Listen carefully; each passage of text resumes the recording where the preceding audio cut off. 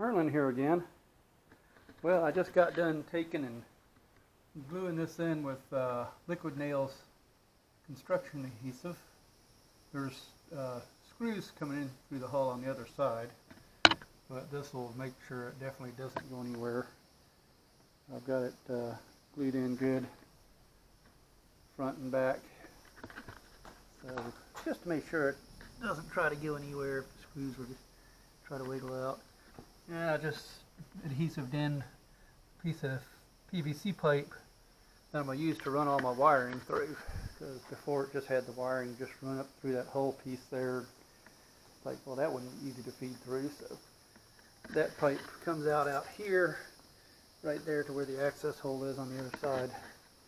So it'll be easy to run wires through for the engine. Also, on the deck piece, I made a little jig and precision measured off, and I've got my perfectly round circle marked out now for the lift duct. So anyway, that's some progress. Stay tuned, we'll keep you informed.